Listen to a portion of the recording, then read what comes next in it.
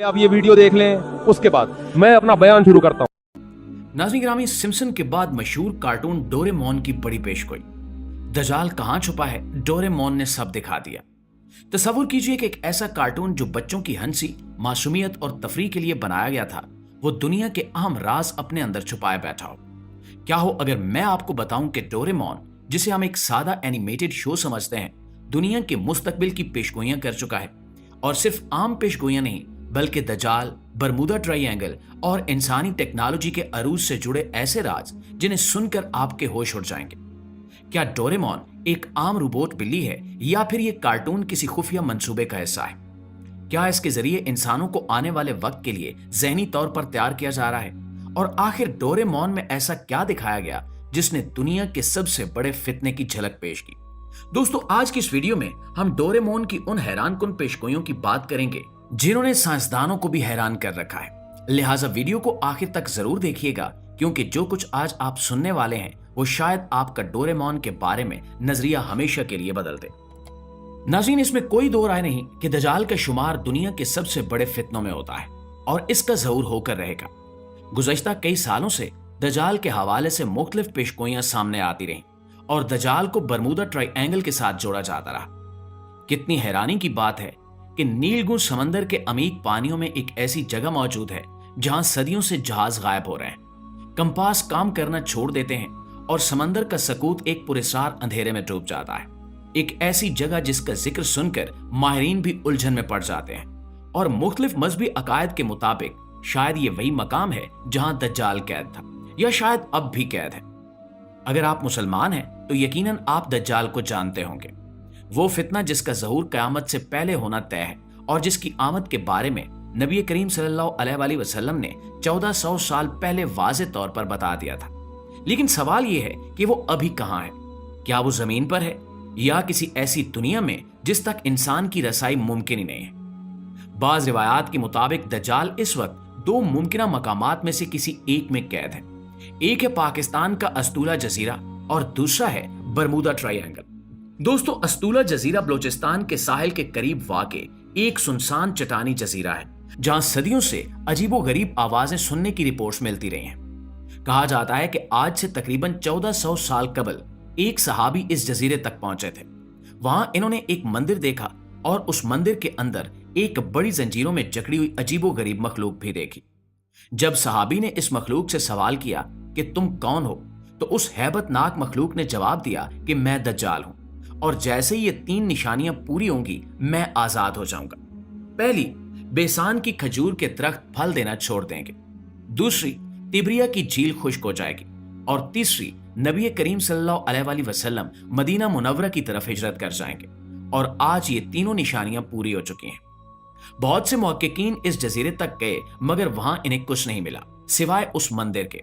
लिहाजा दज्जाल अब वहां मौजूद नहीं है, वो अपनी कैद से आजाद हो चुका है और अब कहा जाता है कि वो बरमूदा ट्रायंगल में मुंतकिल हो गया है। बरमूदा ट्रायंगल वो मकाम है जहां से गुजरने वाले जहाज और तैयारे पुरस्कार तौर पर गायब हो जाते हैं, कंपास की सुई घूमना बंद कर देती है और रेडार मुकम्मल तौर पर फेल हो जाता है। कई माहिरीन का मानना है कि यह कोई मकनातीसी इलाका है, मगर कुछ लोग यकीन रखते हैं कि यहाँ कोई गैर मरई ताकत मौजूद है और वो ताकत कोई और नहीं बल्कि दज्जाल है, जो अपनी खुफिया ताकतों से दुनिया को चैलेंज कर रहा है।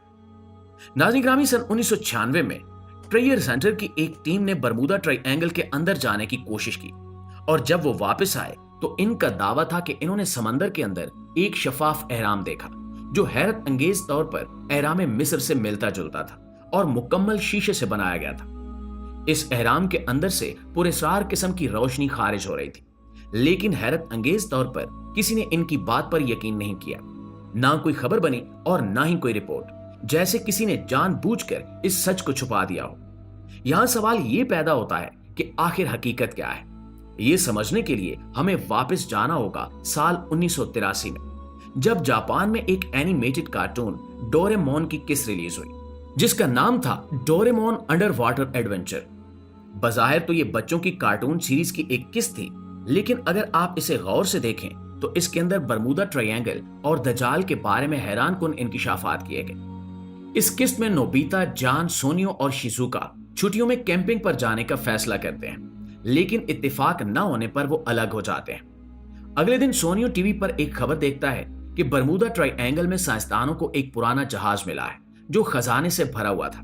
یہ سنتے ہی جان اور سونیو خزانے کے لالچ میں سمندر کا رخ کرتے ہیں۔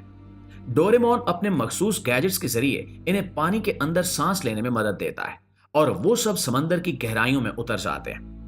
وہاں وہ دنیا کی سب سے گہری وادی میریانا ٹرینچ دیکھتے ہیں، مگر جلد ہی سب کچھ عجیب ہونے لگتا ہے۔ سونیو برمودا ٹرائی اینگل کی مسٹری بیان کرتا ہے، مگر ڈوریمون انہیں خبردار کرتا ہے کہ وہ وہاں نہ جائیں۔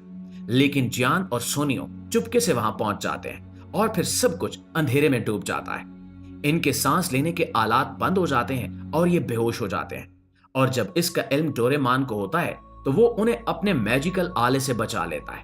مگر جب وہ واپس آتے ہیں تو ان کی ملاقات ایک غیر انسانی مخلوق سے ہوتی ہے جو انہیں ایک زیر آب شہر میں لے جاتی ہے۔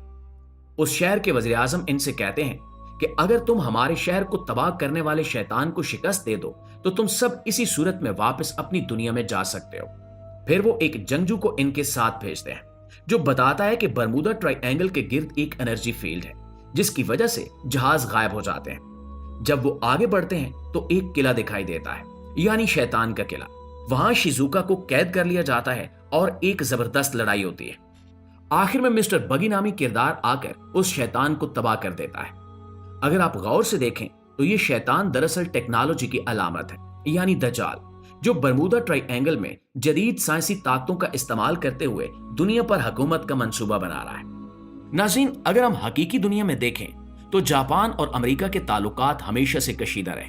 اسی وجہ کو سامنے رکھتے ہوئے کچھ ماہرین کا خیال ہے کہ ڈوریمون کی اس قسط میں ایک علامتی پیغام چھپا ہے جس میں جاپان یہ دکھانا چاہتا ہے کہ امریکہ اپنی طاقت برمودا ٹرائی اینگل کے شیطان سے حاصل کرتا ہے اور اسی وجہ سے وہ دنیا پر اپنا تسلط قائم رکھے ہوئے ہے، جبکہ اسرائیل اس طاقت کا خاموش حامی ہے۔ تو دوستو، سوال یہ ہے کہ کیا واقعی دجال برمودا ٹرائی اینگل میں قید ہے؟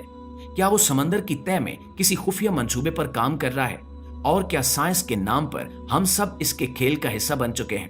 اپنی رائے ہمیں کمنٹس میں ضرور دیجیے گا، اور اگر ویڈیو اچھی لگے تو اسے لائک اور شیئر کرنا مت بھولیے گا۔ انشاءاللہ آپ کی خدمت میں حاضر ہوتے ہیں ایک نئی سنسنی خیز ویڈیو کے ساتھ۔